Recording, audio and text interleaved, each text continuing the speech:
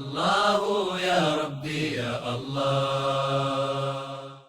ইতিহাসে পম্পেই নগরী, ইটালির পম্পেই নগরী, খুব সফিস্টিকেটেড স্মার্টনেস, শিল্প, সাহিত্য, পর্নোগ্রাফিতে ভরা ছিল। আজকে যেটা টেলিভিশনে দেখেন, ইন্টারনেটে দেখেন, ফেসবুকে দেখেন, ওরকম দৃশ্য তারা পাথর দিয়ে মূর্তি বানিয়ে বানিয়ে পম্পেই নগরীতে সাজিয়ে রেখেছিল। ইটালির পম্পেই নগরী ঈসা আলাইহিস সালামের ৭৯ বছর আগে, ঈসা আলাইহিস সালামের জন্মের ৭৯ বছর আগে আল্লাহ তাদেরকে ২ কিলোমিটার আগ্নেয়গিরির লাভার নিচে দাফন করে দিয়েছিলেন।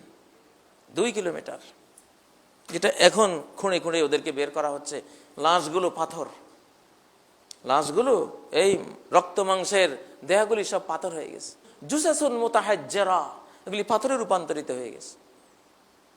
আপনারা কি দেখেন না ইন্টারনেট চার্জ দিয়ে পম্পেই নগরী, আজে গিয়ে চার্জ দিবেন, পম্পেই নগরী লিখে ইন্টারনেট চার্জ দিবেন, দেখবেন কিভাবে আসতেছে। আল্লাহ তাআলা বরাবরই যৌন রোগী জাতিগুলিকে গরম পাথর, গরম লাভা দিয়ে এদেরকে খুন করেছেন আল্লাহ তাআলা। কারণ গরম না দিলে এদের যে জীবাণু, এদের যে ভয়াবহ জীবাণু গোটা জাতির শরীরে এরা বহন করছে, বিশাল উত্তপ্ত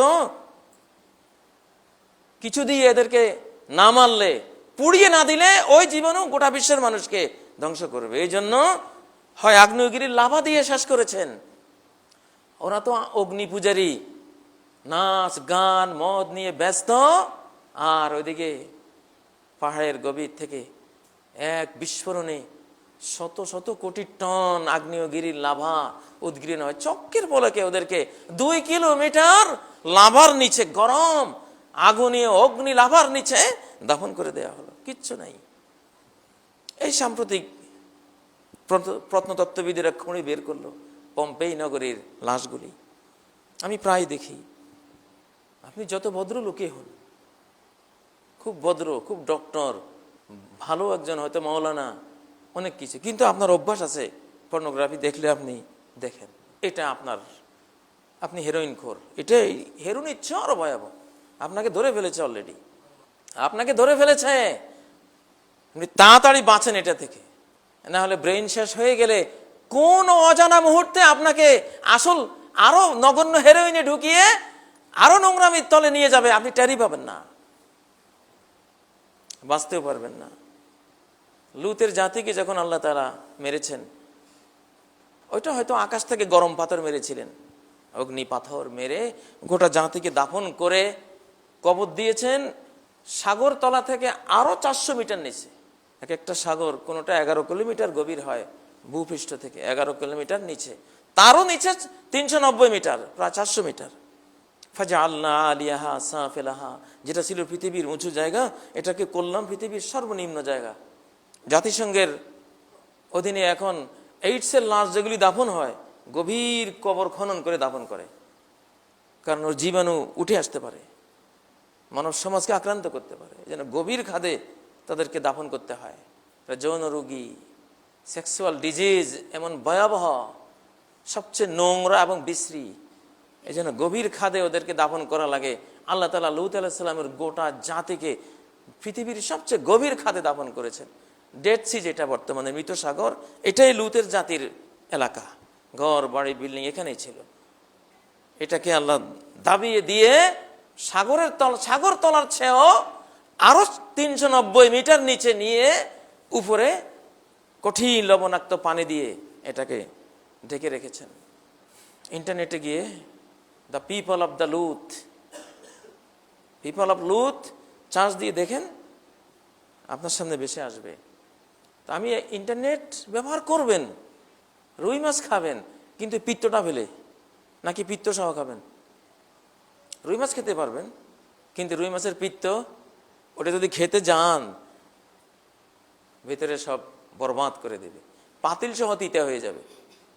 ইন্টারনেটের পিত্ত হলো পর্নোগ্রাফি, অশ্লীলতা, পয়জন, বিষ, হেরোইন, মদ, গাঁজা, ভায়াগ্রা, ইয়াবা, নায়াগ্রা, এগুলি সব, এগুলি দেখবেন না কেউ। আর যিনি সেভ করতে পারবেন না, তা দেখারই দরকার নাই, মসজিদে এসে ওয়াজ শুনবেন। আমরা মসজিদ থেকে বলবো। লুতের জাতির এক নেতা, অপকর্মের এক নেতা তখন মক্কায় ছিল। তার জাতি যখন ধ্বংস হয়, নেতা ছিল মক্কায়।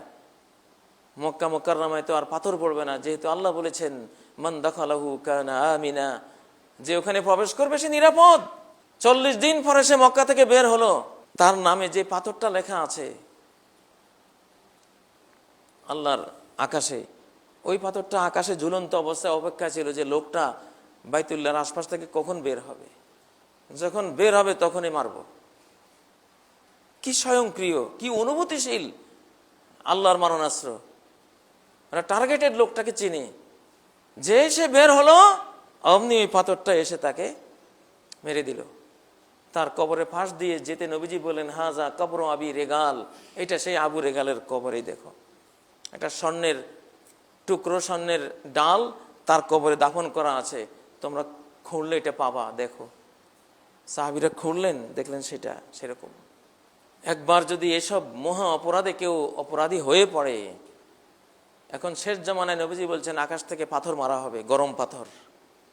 এসব যৌন রোগীদেরকে গরম পাথর দিয়ে না মারলে গোটা পৃথিবীর মানব জাতি শেষ হয়ে যাবে।